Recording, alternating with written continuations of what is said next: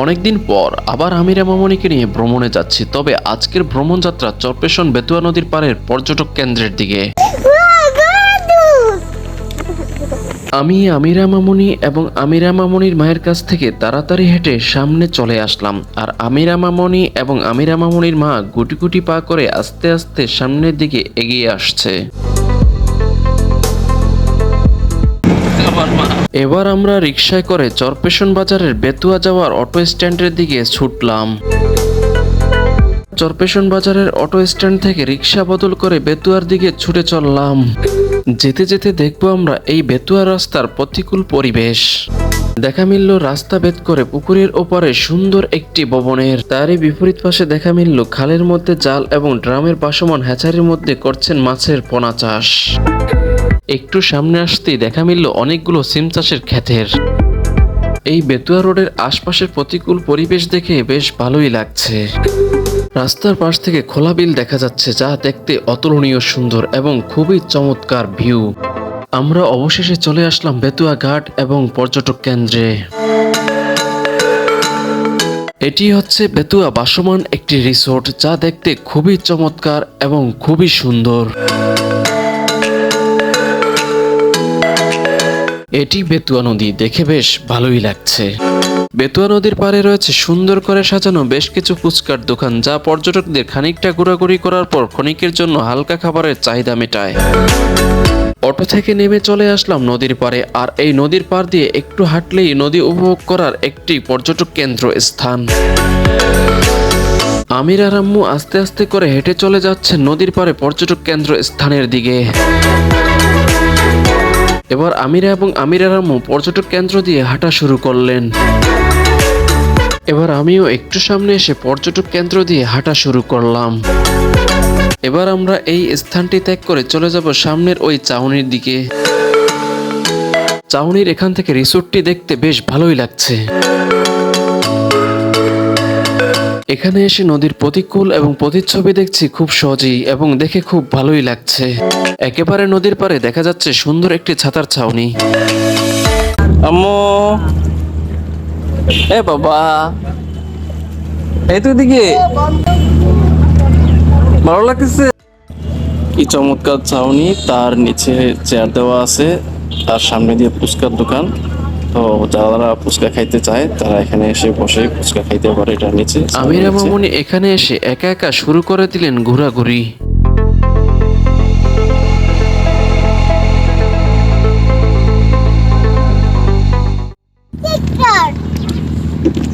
Helicopter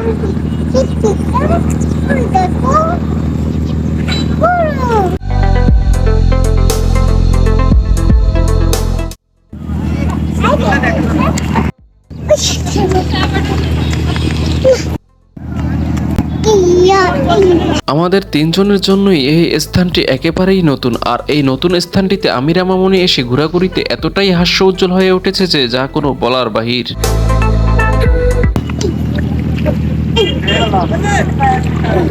আমিরা মামুনি এখানে এসে যখন যেখানে পারছে একা একা ঘুরছে ফিরছে এবং হাস্য উজ্জ্বল সময় কাটাচ্ছে। বাবা আসো, আমিরা আসো, পড়ে যাবা।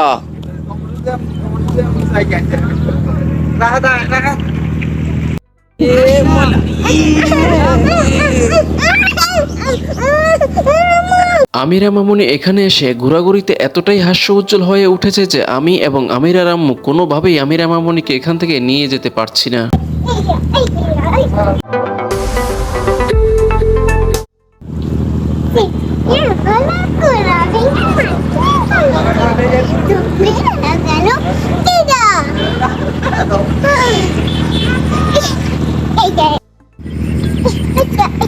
একেবারে নদীর প্রতিকূলে আমরা। আমিরা মামনিকে নিয়ে বেশি সময় নদীর এই প্রতিকূলে থাকা রিস্ক, সুতরাং আমরা এখানে অল্প কিছু সময় ঘোরাঘুরি করার পরে চলে যাব রিসোর্টের দিকে। ধরে না।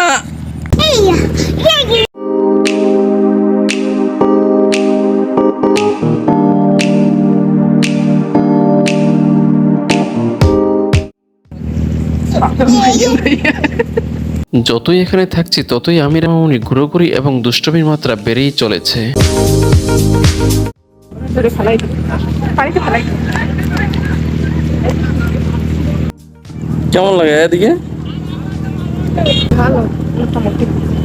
ইস, ইস, ইস, ইস। কেন মোটামুটি ভালো লাগতেছে কেন? আমার কাছে তো খুবই ভালো লাগতেছে। মেয়ে দুষ্টামি করে এর লেগে নাকি? এক মেয়ে দুষ্টামি করতেছে, কোথাও দাঁড়ানো যাইতেছে না, তারপরে আবার ওই যে শেষ বিকেলে খেলাধুলার জন্য রয়েছে খোলা বিলের সুন্দর এই নদীর পাড়ে একটি খেলাধুলার স্থান। নদীর পাড় থেকে শেষ বিকেলের সূর্যাস্তয় দেখতে বেশ ভালোই লাগছে। বেতুয়া নদীর পাড় পর্যটকদের শুধু ঘোরাঘুরি নয়, তার পাশাপাশি পর্যটকরা স্মৃতি হিসাবে রাখতে নদীর পাড় ছবিও তুলে থাকেন। এদিক দিয়ে আমার আমির মামুনির ঘোরাঘুরি দুষ্টামি কোনোভাবেই থেমে নেই। বাবা, তুমি কি করতেছো?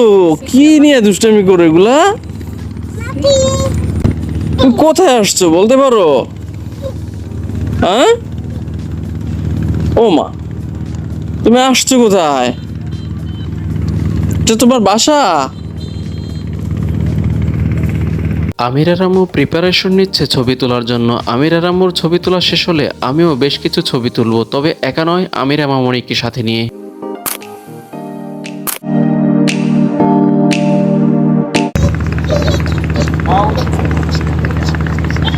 আমিরা মামনিকে নিয়ে বেশ অনেকদিন পরেই আমরা ঘুরতে বের হয়েছি, তাই আমিরা মামনি খোলামেলা জায়গা পেয়ে খুব হাসি খুশি ঘোরাঘুরি করছেন। নিয়ে আসো। মাশাআল্লাহ।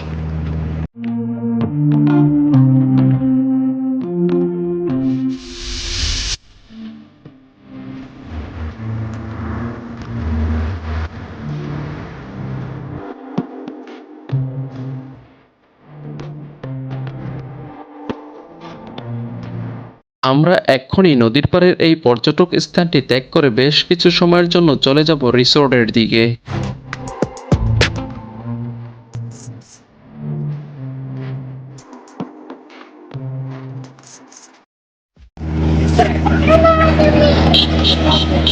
নদীর পাড়ের পর্যটক স্থান থেকে রিসোর্টটি দেখতে বেশ ভালোই লাগছে।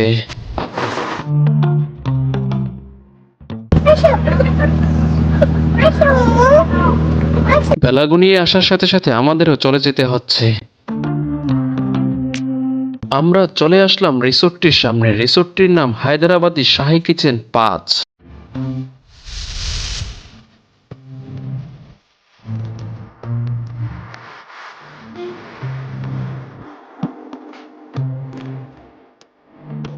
ভেবেছিলাম রিসোর্টটিতে যেয়ে কিছু খাবো, কিন্তু রিসোর্টের ভিতরে যাওয়ার আগে আমরা খাবারের মেনু দেখি, কিন্তু খাবারের মেনু দেখার পর এখানে যে খাবার রয়েছে তা আমির আর আম্মুর পছন্দ হয়নি, তাই আমরা রিসোর্টটিতে না খেয়ে চলে যেতে হচ্ছে। একেবারেই পরন্ত বিকেল, এখন আর থাকা সম্ভব নয়। রিকশায় উঠে রওনা হলাম বাড়ির উদ্দেশ্যে।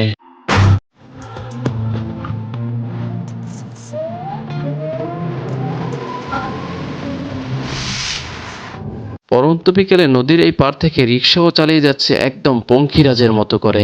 আম্মু, এদিকে। বাবা, দুষ্টামি করলে আর নিয়ে যাবো না।